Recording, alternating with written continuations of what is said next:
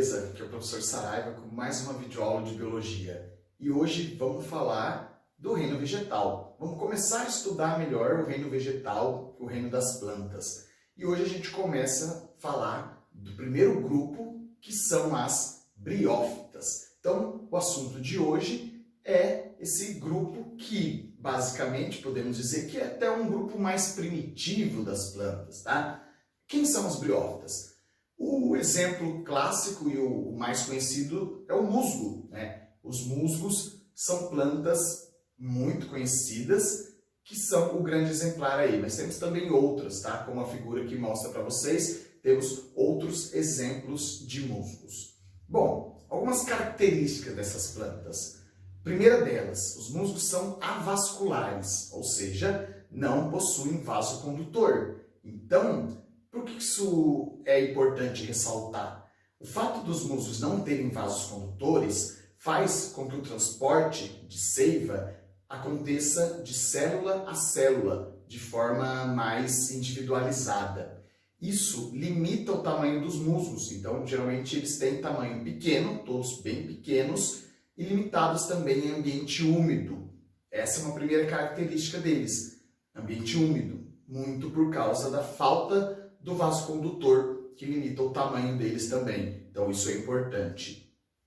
Uma segunda característica é que as briófitas não possuem tecido verdadeiro. Então a gente diz que elas apresentam estruturas semelhantes às raízes, chamadas de rizóides, estrutura semelhante ao caule, chamado de cauloide, e estruturas semelhantes às folhas, chamadas de filóides. Então, essa é uma característica também que é importante ressaltar, porque o próximo grupo de plantas, as pteridófitas, já apresentam tecidos verdadeiros.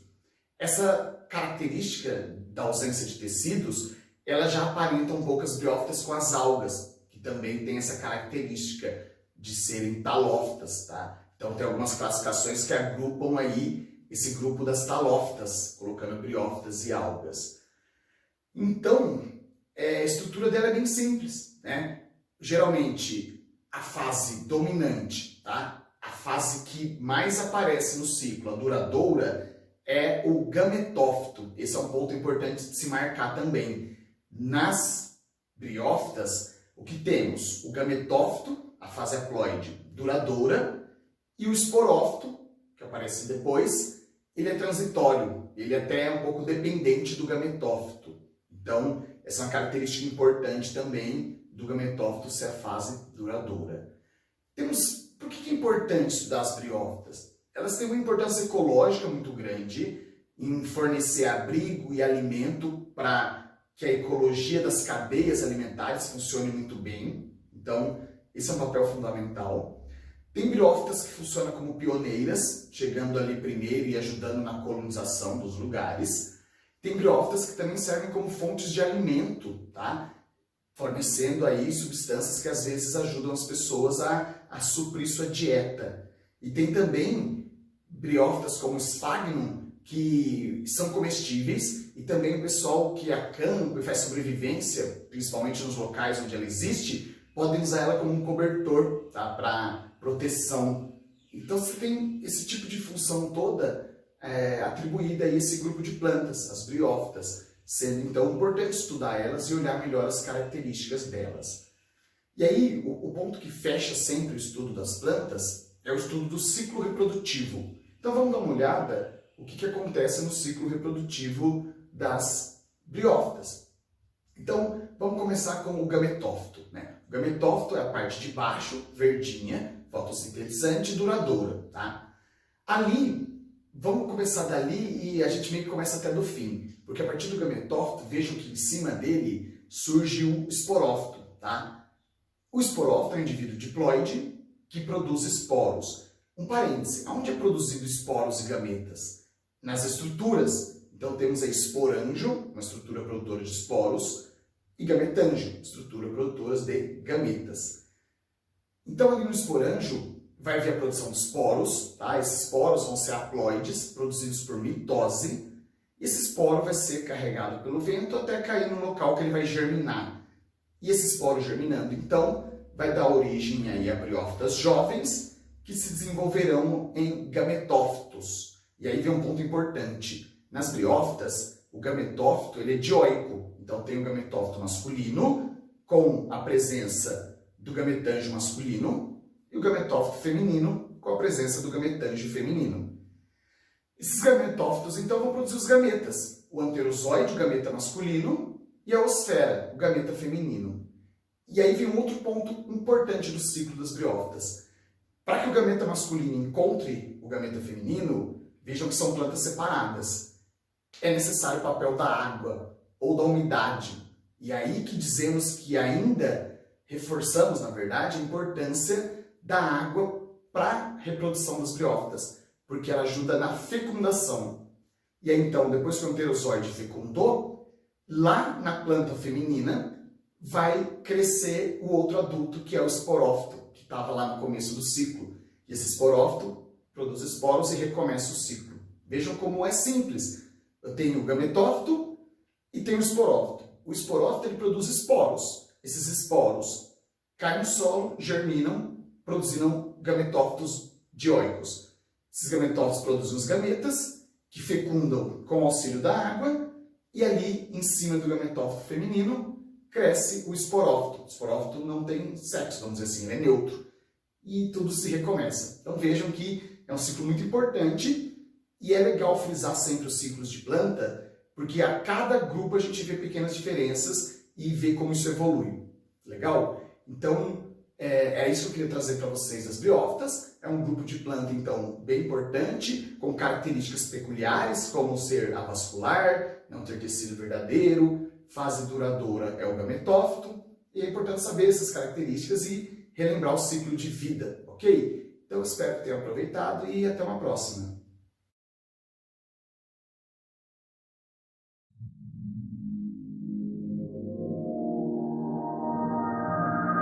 Galera, beleza? Aqui é o professor Saraiva, trazendo mais um conteúdo de biologia para vocês. Vamos continuar falando das plantas, tá? Vamos falar agora do segundo grupo, as pteridófitas, tá? Pteridófitas, quem são?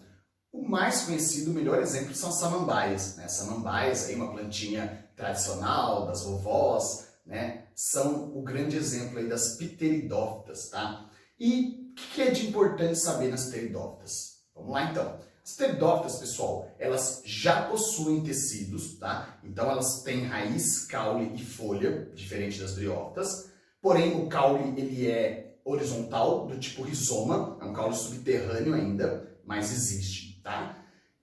E o grande marco também evolutivo das pteridófitas é a presença de vasos condutores. Agora, pela primeira vez, a gente fala em vasos condutores aparecendo nas plantas. Isso traz uma grande vantagem, porque os vasos condutores permitem transporte de seiva bruta e elaborada de uma forma rápida e eficiente, a grandes distâncias.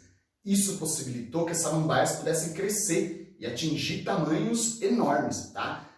Quando houve uma explosão das samambaias, que havia samambaias de diversos tamanhos e muita quantidade, formavam-se grandes florestas de samambaias no período passado. E essas florestas deram no período carbonífero, tá? E essas florestas deram origem, então, a grandes reservas de carvão que hoje exploramos. Então veja essa importância. Houve um boom delas em uma determinada época do período histórico, porque essa característica evolutiva dos vasos condutores foi muito favorável, e é muito favorável. Então possibilita aí uma grande exploração, tá? Aqui, diferente das pteridófitas, a fase dominante do ciclo é o esporófito. Então há uma inversão de fase duradoura comparando com o ciclo anterior. A gente fala agora no esporófito. As samambaias elas têm grande importância, tá?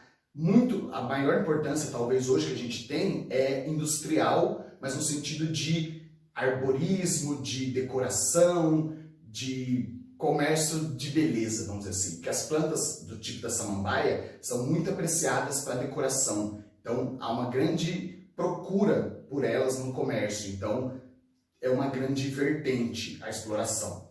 O xaxim, por exemplo, ele é o caule de uma samambaia, de um samambaia sul, uma espécie de samambaia, e ele era muito explorado para fazer vasos para outras samambaias. Isso já não é mais permitido hoje devido à quase extinção dessa espécie de Mata Atlântica. Então, vejam como a samambaia ela tem importância econômica, principalmente ecológica, né? Veja as reservas de carvão que se tornaram a partir do surgimento delas, e hoje elas tendo seu papel ecológico na organização dos ecossistemas como pioneiras. Várias samambaias conseguem ser pioneiras no ambiente e aí colonizar ele e ajudar a reconstrução de um ambiente. Então, são pontos aí importantes, tá? Vamos falar do ciclo, então, para entender aí o ponto principal, que é os ciclos reprodutivos, principalmente da samambaia, que é o grande exemplo. Então, vamos partir do adulto, do esporófito. Temos o esporófito, que é basicamente bem maior que o gametófito, que era dominante na fase anterior. Então, ele já tem um porte maior. Ele, basicamente, então, tem uma estrutura que é muito interessante, que são os soros, né? Quando você olha embaixo das folhas da samambaia, você pode olhar uns pontinhos pretos, né? Aquilo ali é o esporângio, é uma estrutura que dentro está cheia de esporos para começar o nosso ciclo. Então, temos uma samambaia adulta, o esporófito. Embaixo da folha dela tem os esporângios. Eles vão produzir esporos por meiose, e esse esporo é liberado no meio. Quando esse esporo é liberado no meio, ele vai cair no solo, certo? E ele vai germinar, dando origem a uma estrutura jovem, um gametófito, tá? Que tem o nome de propago nesse momento, e aí ele vai crescer. E ali, nesse gametófito, vai crescer o indivíduo masculino e feminino ali. Então vejam que diferente dos musgos, aqui o gametófito ele não é dioico, ele é monóico. Temos apenas um gametófito. E ali cresce, então, as estruturas produtoras de gameta, tá? Os gametângios, masculino e feminino. E ali também teremos, então, o anterozoide e a osfera. E como que o anterozoide nada até a osfera? Já respondi, nadando. Não sei se vocês prestaram atenção, a água entra aí de novo, certo? A água tem um papel, de novo, na reprodução, porque o anterozoide, através de uma atração química, ele vai aproveitar da água e da umidade e vai fecundar a osfera. E aí, então, começa o crescimento de um novo esporófito e esse gametófito vai reduzir e vai sumir. E aí o esporófito vai dar continuidade no ciclo, tá? Vejam que ele é muito semelhante ao das briófitas, com algumas exceções. Por exemplo, quem é a fase duradoura, tá? Essa é uma diferença, mas quando a gente fala em nomes de estrutura, em posições, é muito parecido com o ciclo anterior. Então é bom ficar de olho e tá sempre sacando as diferenças, tá? Entre o ciclo das pteridófitas e o ciclo das briófitas, que muda muito pouco, e o que muda é, por exemplo, o gametófito monóico ou dioico e o adulto dominante, duradouro, né? Que no caso aqui são os esporófitos. No caso das briófitas, era o gametófito. Então, é muito simples também, mas é muito importante saber dos ciclos reprodutivos de cada grupo de planta, porque é onde a gente vai vendo as diferenças e a cada grupo vão surgindo características diferentes, como nos animais. A cada grupo de animal, o processo evolutivo vai sendo incrementado e melhorado para atingir um ápice, né? Seria um mamífero placentário, eu acredito. E nas plantas é a mesma coisa, a gente caminha num processo simples e ainda dependente de água para, no final, lá nas angiospermas, um processo mais complexo, independente de água, mas dependente de polinizadores e com uma efetividade até maior. Então, vamos acompanhando aí a evolução dos ciclos reprodutivos das plantas, ok? Então, esse foi um conteúdo rápido, porém importante, para que vocês tenham aí o domínio do reino vegetal e de todos os grupos. Legal? Então, até uma próxima.